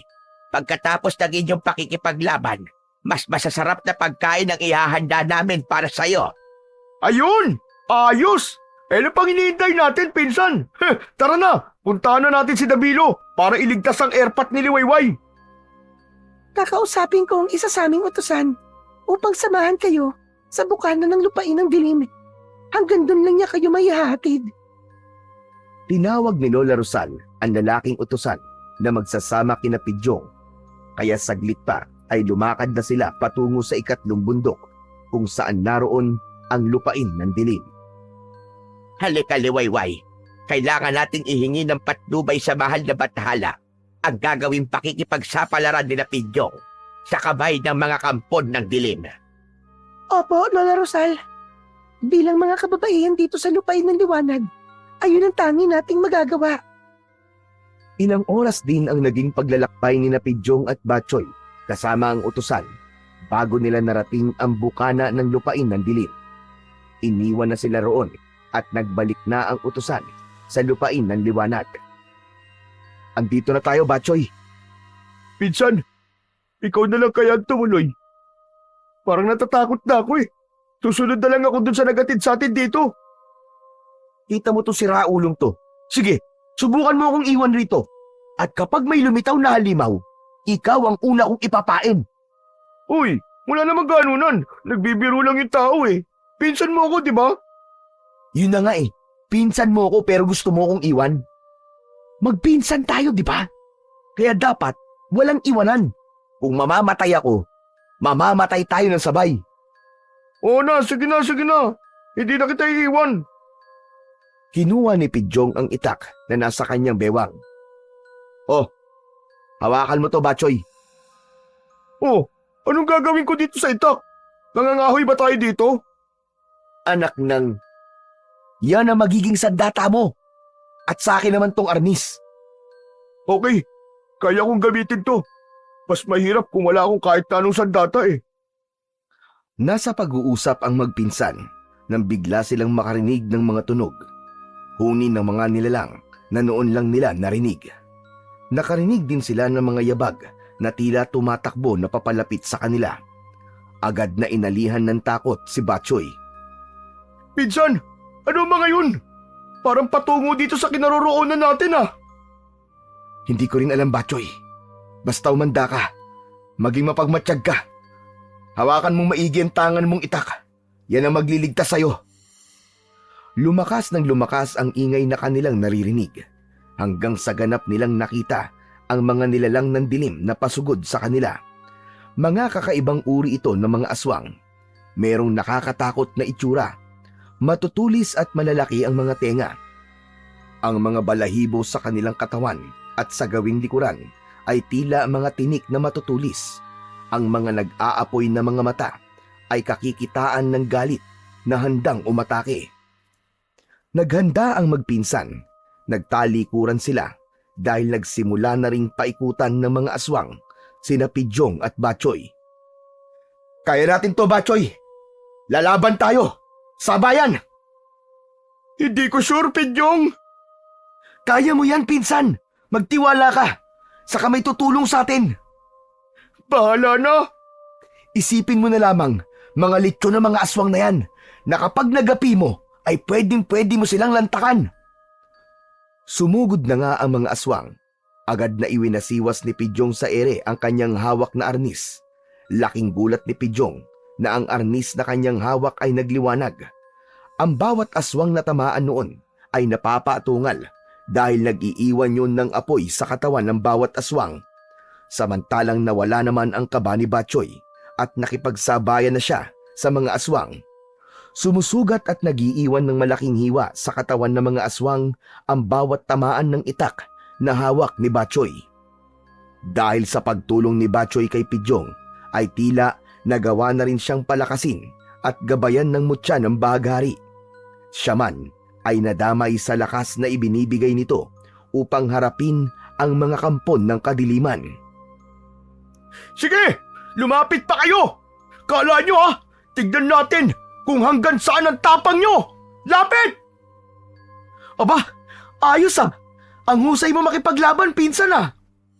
Hindi ko nga rin alam eh. Huwag ka na lang maingay, baka mausog pa. Pero kaya ko palang humarap sa mga pangit na aswang na to, no? O pinsan, ayan! Aatake na yung aswang sa likod mo! Nasa likod ko? Heto sa'yo! Yan! Tagpasan leeg mo ngayon! Ako naman, heto tikman nyo! Ang bangis ng arnis ko! Ha! Ha! Halos tumalsik ang ulo ng aswang sa lakas ng pagkakahataw ni Pidyong. Grabe! Wala na sila, pinsan! Nagsipulasan na ang iba! Nabahag na mga buntot! Baka humingi lang ng backup yung mga yon at bumalik. Eh di bumalik sila! Handang-handa na ako uli! Habang wala sila, Batchoy, siguro kailangan na nating ituloy ang paglalakbay natin. Nasa bukana pa lang tayo ng lupain ng dilim. Hindi pa tayo umaabot sa pinakagitna nito kung saan natin makikita ang ama ni Liwayway. Total, wala na tayong magagawa pa, kaya tara na. Ituloy na lang natin. Wala na tong urungan. Yan ang gusto ko sa'yo, pinsan. Matapang kang tao. Excited na kasi ako eh. Saan? Sa pagharap mo sa kampo ng dilim na makakaengkwentro natin? Hindi ah. Excited na ako sa mga masasarap na pagkaing ihahanda nila sa pagbabalik natin. Anak ng tutsang oo. Pagkain na naman eh. Tara na nga. Ituloy na natin ang paglalakbay natin. Mahalaga ang bawat oras dahil buhay ng ama ni Liwayway ang nakataya dito. Okay. Lalo na ngayong nasa kondisyon na ako. Ipinagpatuloy na ng magpinsan ang paglalakbay patungo sa mismong lupain ng dilim. Bagamat palaisipan pa rin sa kanila kung ano ba ang kapalarang naghihintay sa kanila sa lupain na yon. Samantala, sa lupain ng dilim, nagpapahinga ang kanilang pinunong si Dabilo. May mga tila siga ng apoy sa lugar na kanilang kinaroroonan na nagbibigay ng liwanag. Habang nakaupo sa isang upuan at kumukuya-kuyakoy pa ito at ilang magagandang babaeng alipin ang nagsisilbi dito. Merong nagpapakain ng prutas, may nagmamasahe sa mga paa at ang isa naman ay nasa kamay. Lumapit sa kanya ang pinagkakatiwalaang tauhan na si Adobe. Paumanhin sa aking pangabala, Pinunong Dabilo. Anong kailangan mo, Adobe? May balita ka na ba tungkol sa pagpayag ni Liwayway sa aking alok? Tungkol po doon ay wala pa. Naiinip na ako, Adobe. Hanggang kailan niya ako paghihintayin? Baka nakakalimutan niya na hawak ko ang kanyang ama. Tiyak na alam yun ni Liwayway. Siya nga pala, meron ako nasagap na balita na tiyak na hindi mo ikatutuwa, Pinunong Dabilo. At ano naman yun? Nag-ulat ang mga tauhan natin na nagbabantay sa may bukalang daan patungo rito. May 2 nilalang na patungo sa ating lupain. At nakalagpas sila sa bukana ng daan. Anong ibig mong sabihin? Napagtagumpayan nilang harapin ang mga aswang na aking kapanalig? Ang mga aswang na nagbabantay sa buka ng daan? Gano'n na nga po, Pinunong Dabilo. At naglalakbay na sila patungo dito sa atin. Hindi sila dapat makarating dito. At anong sadya ng 2 nilalang na yun? Isang bagay lang ang akin nakikitang dahilan, Pinuno. Ang iligtas ang ama ni Liwayway. Mga hangal sila. Hindi mangyayari yun. Bago pa nila makuha ang ama ni Liwayway, mamamatay na muna sila. O kaya, patay nilang daratnan si Matipuno. Kung ganon, Pinunong Dabilo, anong gagawin natin? Tinatanong pa ba yan, Adobe? Baka wala ng pangkat na malalakas na aswang na siyang haharap sa 2 dayo na patungo sa ating lupain. Pasusunod po, Pinuno. Gawin mo na. At inaasahan ko na magandang balita ang susunod mong sasabihin sa akin. Dahil walang katiyakan ang lugar na pupuntahan ni Pidyong at Batchoy, kaya patuloy lang sila sa paglalakad. Umaasa na darating din sila sa lupain na kanilang pakay. Pinsan, pahinga na muna tayo. Pagod na ako eh. Grabe ka, ang bilis mo naman mapagod. Ano magagawa ko? Pagod na nga ako eh. Katunayan nga, gutom na rin ako eh. Umanap kaya muna tayo ng mga kain. Baka may mga talim ditong puno na mayroong bunga na pwede natin kainin. Ay nako, umiral na naman ang kasibaan mo. Kapag hindi ako kumain, manghihina ako, pinsan. Baka hindi sa pakikipaglaban ako mamatay kundi sa gutom. Ang dami mong pang sinasabi. Tara na, humanap na tayo ng mga ngata mo. Ikaw talaga, susunod ka rin lang naman. Ang dami mong panreklamo. Doon tayo, mukhang marami mga tanim na halaman doon. Naganap na ng makakain ang 2. Isang puno ng saging na hitik sa hinog na bunga ang nakita nila. Yun, ayos! Jackpot! Mga hinog na saging! Pwede na to, pinsan! Talo-talo na to! Dahan-dahan sa pagkain yan, pinsan ha. Kapag naparami ka ng kain yan, baka magkaproblema ka na naman sa pagdumi. Ikaw rin. Dadamihan ko na lang ang inom ng tubig. Kumain na tayo at talagang di ko na kaya. Kumukulo na ang tiyan ko. Nagrereklamo na ang mga bituka ko. Agad na nilantakan ni Batchoy ang hinog na saging na kanilang nakita. Tumitikim-tikim lang si Pidyong dahil hindi pa naman siya nakakaramdam ng sobrang gutom. Habang nakakarami na ng kanin ng saging si Batchoy, ay may naamoy nakakaiba si Pidyong. Masakit yun sa ilong. Anak ng tutsang oo.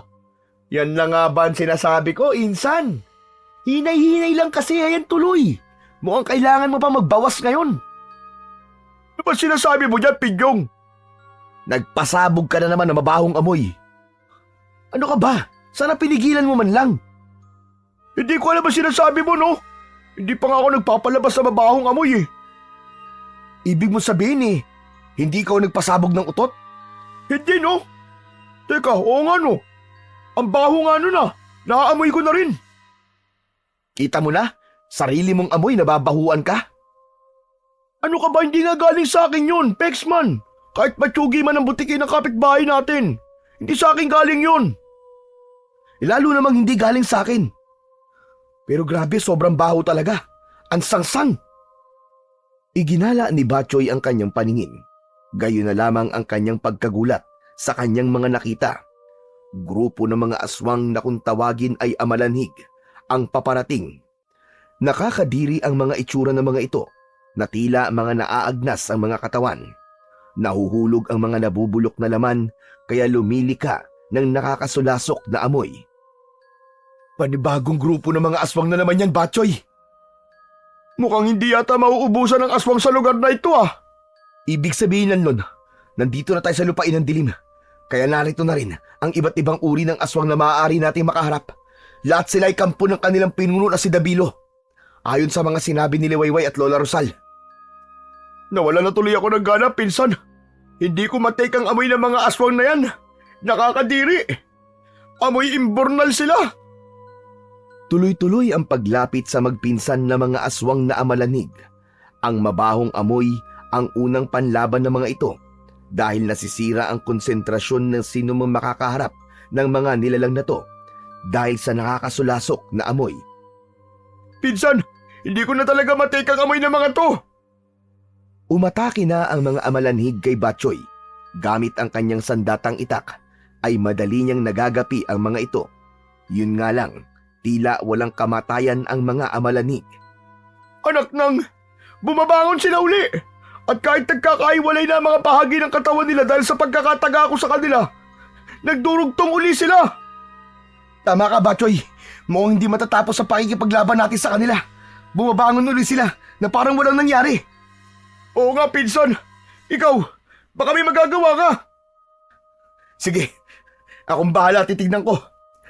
Ako naman ang haharap sa kanila gamit tong aking arnis. Umatake ang mga amalanhig kay Pidyong. Tumitilapon ang bawat bahagi ng katawan ng mabahong nilalang kapag tinatamaan ng arnis ni Pidyong. Subalit nabubuo itong muli. Dumidikit sa bahagi ng katawan na naputol at muling tatayo upang makipaglaban kay Pidyong. Wala nga yatang kamatayan ng mga to.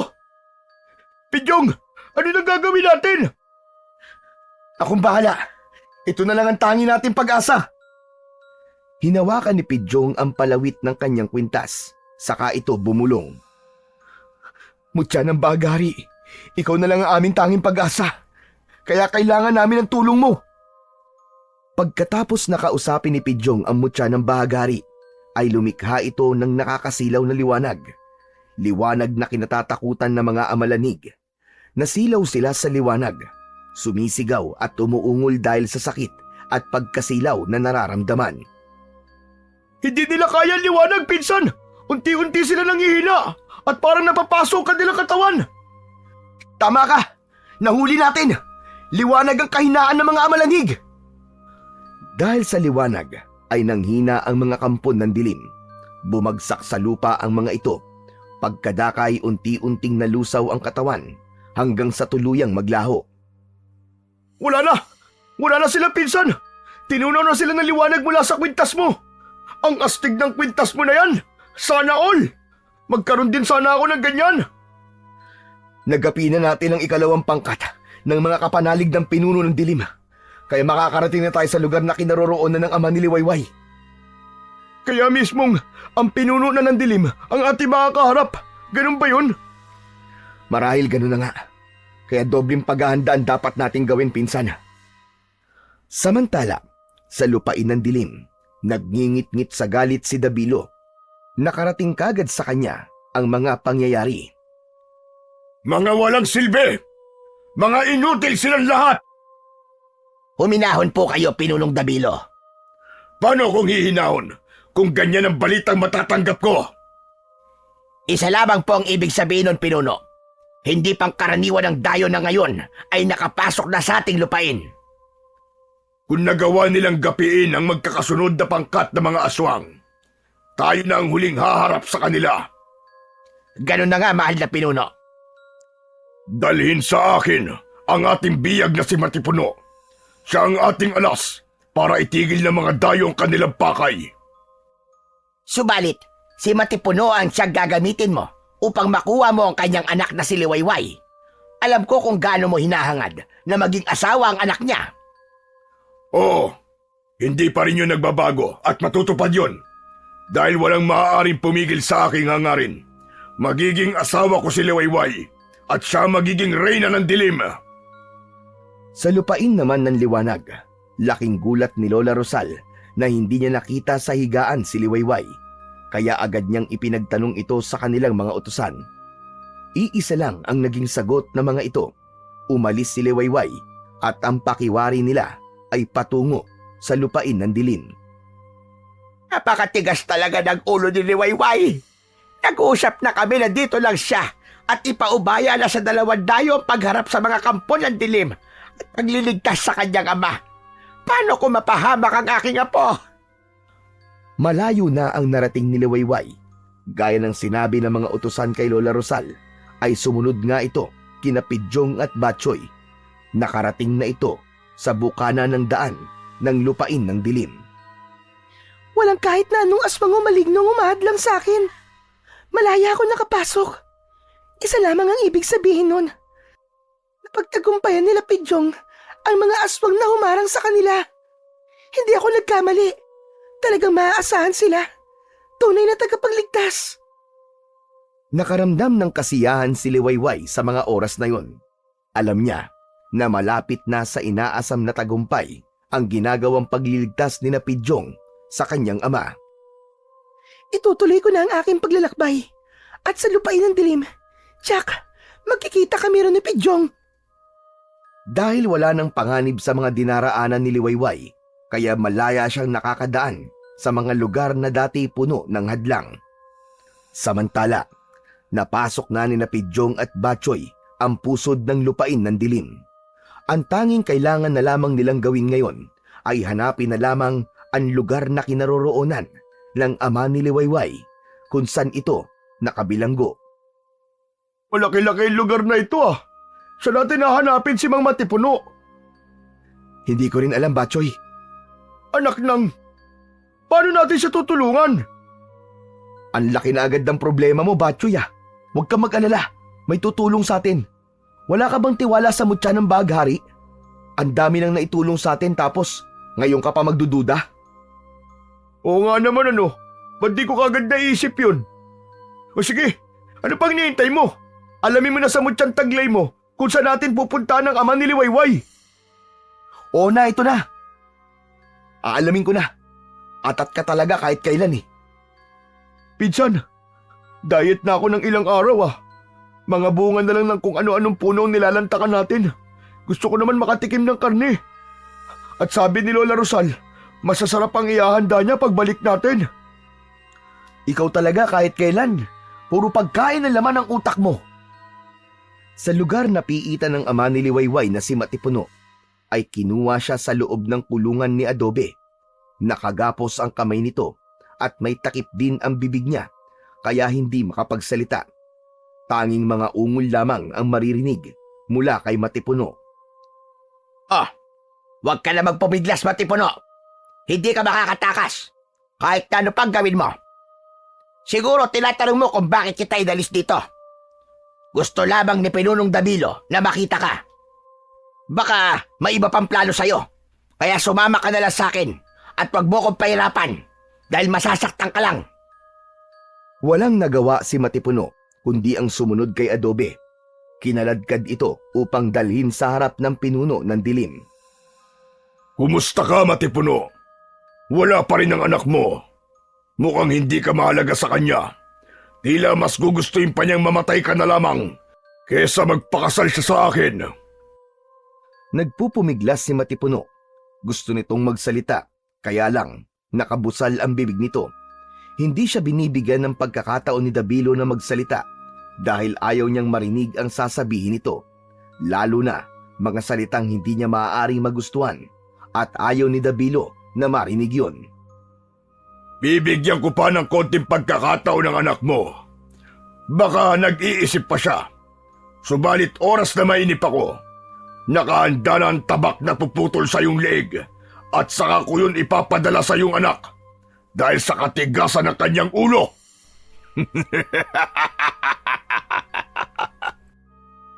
Sa isipan ni Matipuno ay lihim pa rin siyang nagpapasalamat dahil may pagkakataon pa para sa kaligtasan niya. Sapagkat alam niyang hindi rin siya pababayaan ni Liwayway.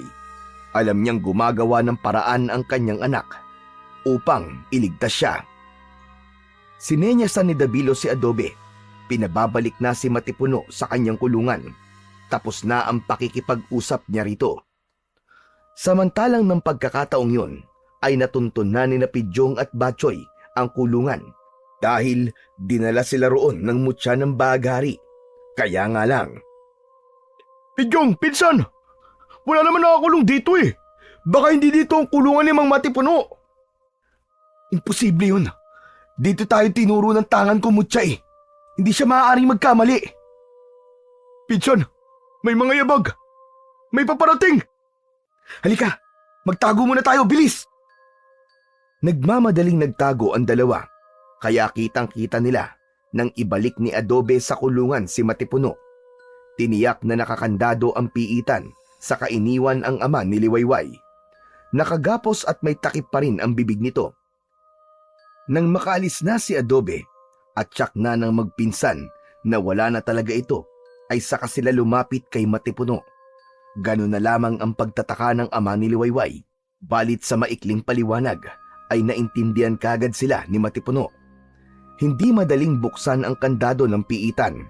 Subalit sa pagtsatsaga ni Pidyong ay nabuksan din yun at nailabas nila ng kulungan si Matipuno. Nagmamadali silang umalis sa lugar na yun. Mahalaga ang bawat oras sa kanila. Dapat na nilang marating kagad ang lupain ng liwanag na kasama si Matipuno dahil naroon ang kanilang kaligtasan. Samantala, napasok na ni Liwayway ang lupain ng dilim at ngayon ay hinahanap niya sina Pidyong at Batchoy. Subalit sa kanyang paghahanap ay iba ang natagpuan ni Liwayway. Tignan mo nga naman. Andito ka rin pala, Liwayway. Huwag ka lalapit sa akin, Adobe. Lumayo ka.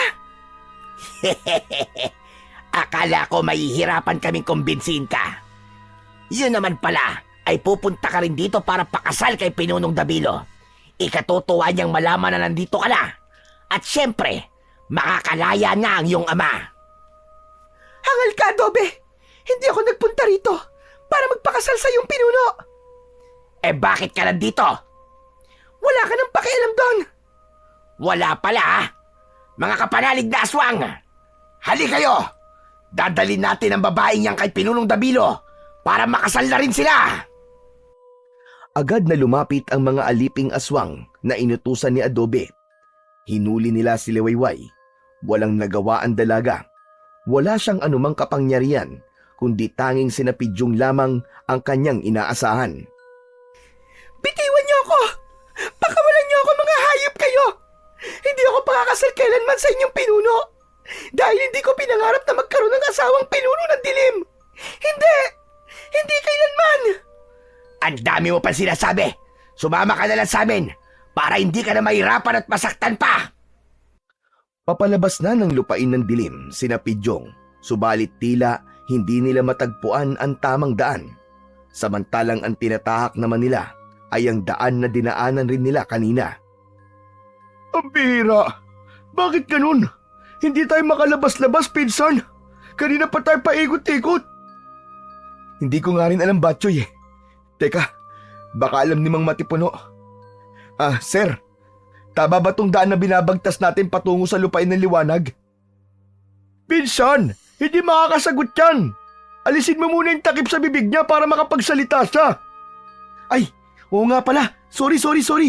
Pasensya na po, Mang Matipuno. Inalis ni Pidyong ang nakatakip sa bibig ni Matipuno. Maraming salamat. Isa lang ang alam kong dahilan kung bakit hindi niyo makita-kita ang daan. May hindi magandang nangyayari at kailangan manatili pa kayo dito. Lalo na kung ikaw na nga na may suot na kwintas ang siyang aming magiging tagapagligtas.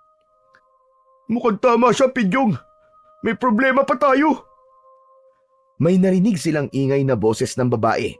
Nagkubli sila upang alamin kung saan yun galing at bakit meron silang narinig na ingay.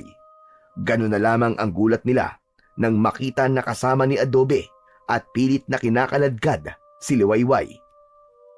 Hindi maaari to, pinsan. Andito si Liwayway at biyag siya ng isang lalaki. Kailangan kong iligtas ang aking anak. Sandali! Hindi ka maaaring lumapit sa kanila. Kami na ni Batchoy ang bahala. Ililigtas namin si Liwayway. Pangako yan. Hindi ko maaaring ipaubayan na lamang sa inyong kaligtasan ng anak ko. Bilang ama ni Liwayway, ako ang unang may pananagutan sa kanya. Hindi na nagawang pigilan ni Pidyong si Matipuno. Pinuntahan nito si Adobe upang iligtas ang anak. Patay! Problema ito, Pidyong. Matigas ang ulo ni Mang Matipuno. Nauunawaan ko siya, Batchoy. Lalo na't anak niyang nasa panganib. Kailangan umisip na lang tayo ng paraan upang matulungan siya. Hindi nagtagal, naiharap ni Adobe si Liwayway kay Dabilo. Walang pagsidlan ng kagalakan si Dabilo nang makita ang pinakahahangad na babae na si Liwayway. Mahusay! Napakahusay ng ginawa mo, Adobe. Ikaw lang pala makapagdadala kay Liwayway. Halika rito, aking mahal. Alay ko sa iyo ang aking pag-ibig, ang maging reyna ng lupain ng dilim. Angal ka, Dabilo. Dahil hindi ako magiging asawa mo kahit kailan. Mamamatay muna ako bago mo siya makuha, Dabilo! Nagulat sina Adobe at Dabilo nang makita na nakalaya si Matipuno. Anak dang, nakalaya ka! Kagagawan ba ito ng mga dayo? Nasaan sila? Ka ng pakialam doon! Napakasaya nito! Magkakasama na tayo! Kaya tama lamang na masaksiyan ng Matipuno ang pag-iisang dibdib namin ni Liwayway na sa ayaw at sa gusto niya ay mangyayari. Nagkukubli lamang sa pagkakataong yun sina Pidyong at Batchoy na nag-aantabay sa mga mangyayari. Subalit kanina pa nila inihahanda ang kanilang sarili sa anumang kasasapitan ng tagpong yun. May drama pa yata magaganap, pinsan. Huwag kang maingay. Hayaan natin sila. At sasabihin ko sa'yo kung kailan tayo lalapit at makikialam sa kanila. Hindi na kaya ni Matipuno na makita na nahihirapan ang kanyang anak na si Liwayway na inilalapit na kay Dabilo. Kaya agad sumugod si Matipuno at pilit na kinuha ang anak. Walang anumang sandatang dala si Matipuno kaya nakipagpambuno siya kay Adobe. Atigas ang ulo mo, Matipuno. Mas gugustuhin mo pang mamatay kaysa maging manugang ang kagaya kong pinuno ng dilim. Nakawala si Liwayway dahil nagpambuno sina Adobe at Matipuno. Nakita niya sina Pidyong at tumakbo ito patungo roon. Nanlaki naman ang mga mata ni Dabilo dahil sa ginawa ni Liwayway. Nakita niya rin ang magpinsan. Nakaramdam ito ng matinding galit at pagkapuot. Walang sino mang maaaring makialam sa mga plano ko at lalong hindi kayo mga dayo mula sa kung saang lupain. Mga alagad at kampo ng dilim, lumabas kayong lahat mga kapanalig kong aswang at patayin ang mga dayong ito. Subalit itira niyo sa akin ang aking si Liwayway. Mula sa madilim na bahagi ng lugar na kinaroroonan nila, maging sa ilalim ng lupa, ay may mga lumitaw na iba't ibang uri ng aswang. Lahat sila ay may nakakakilabot na mga itsura. Handang umatake at makipaglaban upang sundin ang utos ng kanilang pinuno na si Dabilo. Pinsan, mapapalaban na tayo ng gusto nito. Ito na ang hinihintay natin. Oo, tama ka, Batchoy. At handang-handa na ako. Liwayway, dito ka lang ha. At huwag kang aalis. Para din yun sa iyong kaligtasan. Kami na ang bahala sa tatay mo. Salamat, Pidyong. Iligtas niyo si Ama. Mula sa kanilang pinagkukublian ay ganap nang lumantad ang magpinsan. Kailangan na nilang harapin ang mga kampo ng dilim. Dapat nang maipakita ni Pidyong ang kanyang katapangan at kakayahan upang patunayan na siya nga ang hinirang na maging tagapagligtas. Gaya ng dati, magtalikuran tayo, pinsan. Oo, insan! Minsan nang nakipaglaban ang magpinsan sa kampon ng dilim, kaya alam na nila kung paanong diskarte ang kanilang gagawin. Kaya sa bawat pagsugod sa kanila ng iba't ibang uri ng aswang na iniluluwa ng dilim, ay tinitiyak nilang bubulagta ang mga ito. Buong lakas na iniharibas ni Batchoy ang hawak niyang itak. Putol ang ulo at nababawasan ng braso ang mga nilalang ng dilim na tamaan ng matalas na itak ni Batchoy. Samantalang tila pumapalo ng bola si Pidyong gamit ang kanyang arnis. Umiikot sa ere ang ulong tinatamaan na humihiwalay sa katawan ng mga aswang. Bawat hataw, bawat haribas ng magpinsan sa mga kampo ng dilim ay talaga namang umaaguntok ang mga nilalang ng dilim hanggang isa-isang naubos ang mga ito. Nakita ni Dabilo at Adobe kung paano lipulin ng magpinsan ang mga aswang na iniluwa ng kadiliman. Nakaramdam ng kaba si Dabilo nang makita na halos maubos ang kanyang mga alagad. Maging si Adobe ay nakaramdam din ng pagkabahala. Pinunong Dabilo, ano nang gagawin natin? Nauubos na ang ating mga alagad. Hindi pa tapos ang laban, Adobe. Narito sila sa ating lupain. Hindi nila tayo basta-basta magagapi. Iluluwa pa ng lupa ang mga alagad ng dilim. Biglang lumuhod at yumukod sa lupa si Dabilo. Umusal ito ng kakaibang uri ng dasal, isang orasyon na pagtawag sa hari ng kadiliman upang humingi ng tulong. Kazartum, Hagazam, Impactum! Yumanig ang buong paligid na tila nagkaroon ng lindol. Unti-unting bumuka ang lupa sa lugar na kinaroroonan nila.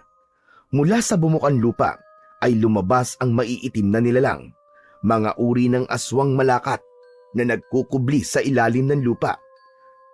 Agad silang umatake upang tapusin ang magpinsan, subalit hindi nagpapatalo sina Pidyong at Batchoy. Patay kung patay, hindi sila papayag na mabaliwalaan lahat ng kanilang pagod. Subalit tila hindi nauubos ang mga aswang malakat na lumalabas sa mga bitak ng lupa.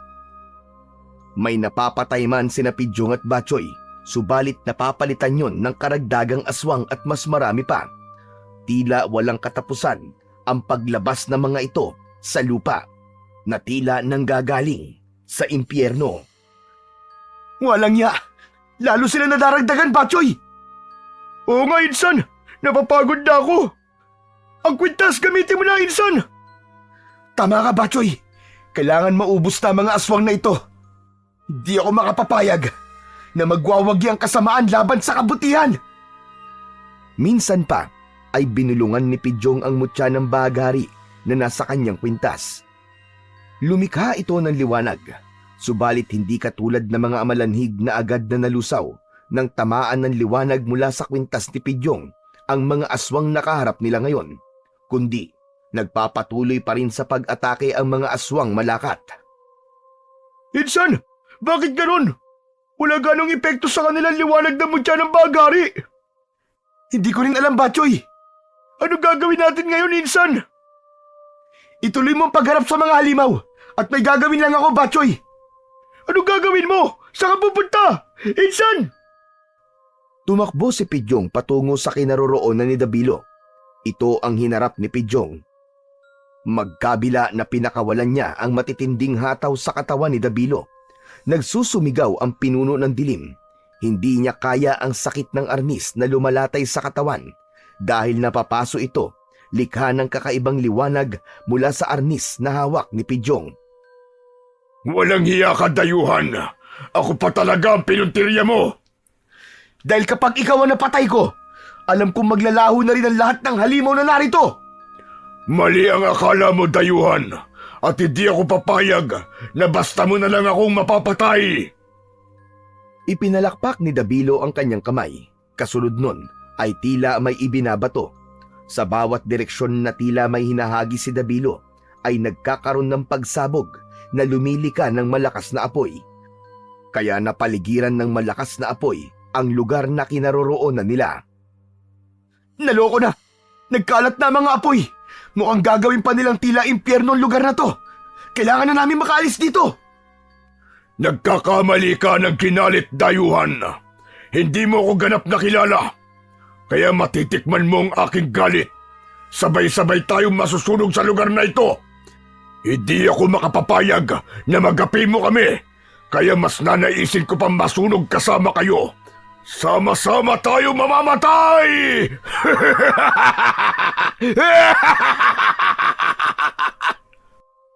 Ang tanging nasa isip na lang ni Pidyong ng mga sandaling yun ay makalayo sila kasama sina Batchoy at ang mag-amang Matipuno at Liwayway. Pare-pareho silang makukulong sa apoy kapag namalagi pa sila sa lugar na yon. Batchoy, tara na! Iwanan na natin ang lugar na to! Oh, Insan! Ayoko balik yun dito! Nagmamadaling pinuntahan ni Pidyong ang mag-ama upang sama-sama silang makaalis sa lupain ng dilim na noon ay patuloy sa paglawak ang apoy sa iba't ibang sulok. Wala na kayong matatakasan! Dito na kayo matutupok! Sama-sama tayong masusunog dito!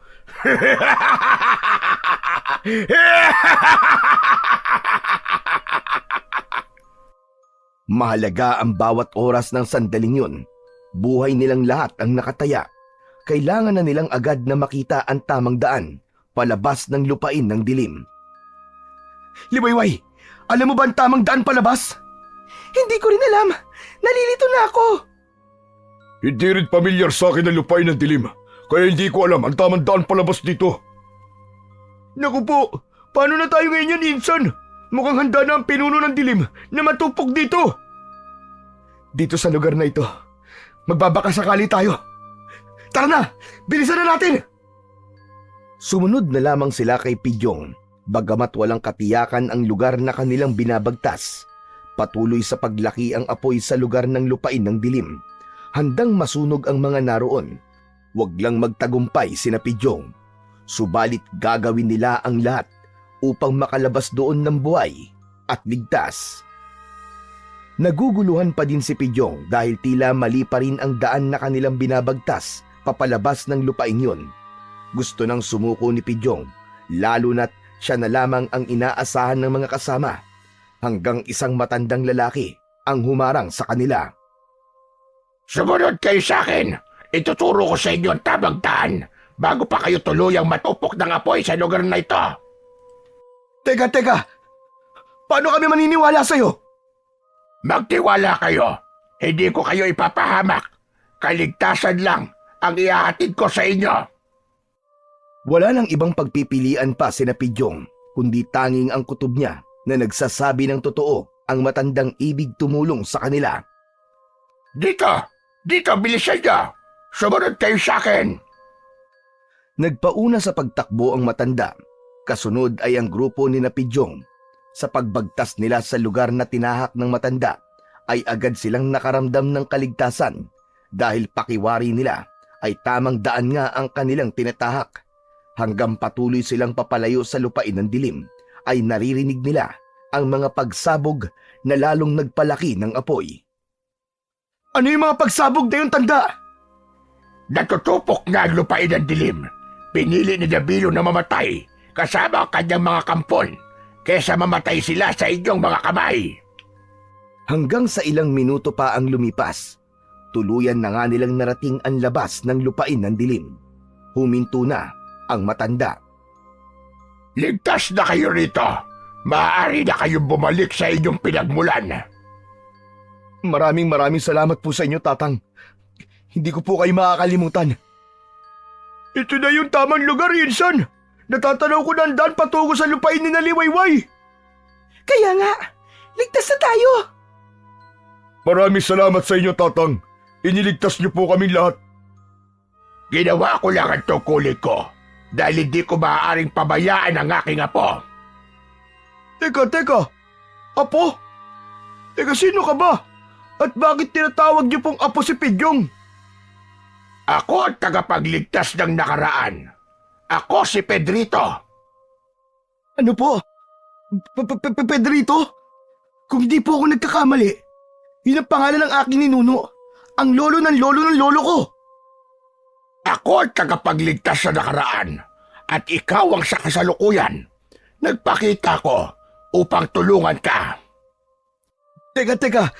Paano po nangyari yun, Lolo Pedrito? Mahirap ipaliwanag. Subalit, ang lahat ay dahil sa isang hiwaga. Hindi na ako magtatagal, iho. Masaya ko na nakita kita, Pidyong. Aking apo. Ipagpatuloy mo lang ang iyong mabuting hangarin sa iyong kapwa.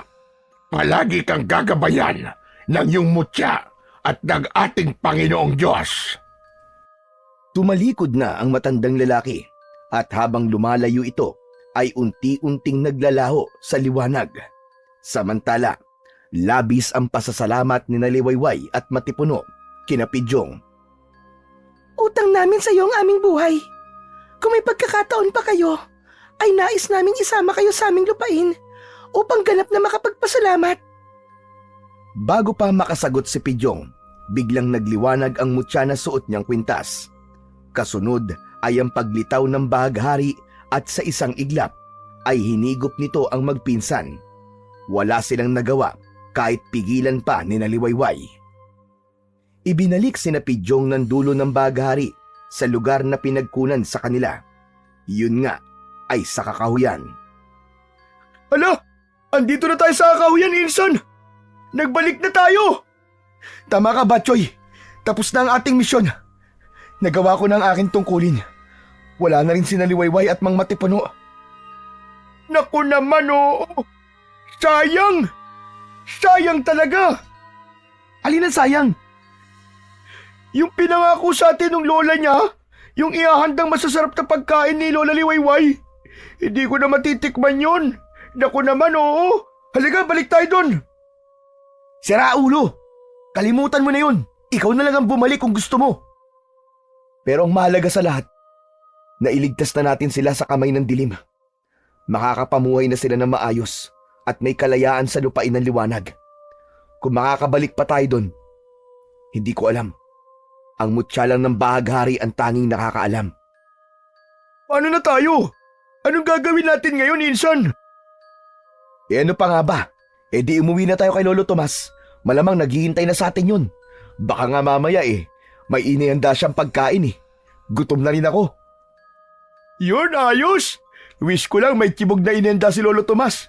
Tara na, Insan. Tom goods na talaga ako . Magkaakbay ang magpinsang naglakad na papauwi. Naging puno man ng pakikipagsapalaran ang mga nakaraang araw sa kanila. Subalit kasiyahan ang hatid nun dahil alam nila na may iniligtas sila at may natulungan. Bagamat palaisipan pa rin ang mundong kanilang pinuntahan, ang tanging alam nila ay naging kasangkapan si Pidyong kasama si Batchoy upang iligtas ang mga tagalupain ng liwanag sa mapinsalang nilalang mula sa lupain ng dilim. Bawat isa sa atin ay may itinakdang kapalaran. Maaaring ginagamit tayong kasangkapan para sa ibang tao. Yun ay ang matulungan sila at maging mabuting ehemplo sa lahat. Nangako si Pidyong na mas pagbubutihan niya pa at pag-iibayuhin ang kanyang pag-iensayo kasama ang pinsan niyang si Batchoy. Pagsusumikapan nila ang maging tagapagligtas ng sangkatauhan mula sa mga kamay ng mga nilalang na magpapalaganap ng kasamaan at kadiliman. Pikon na si Lolo Tomas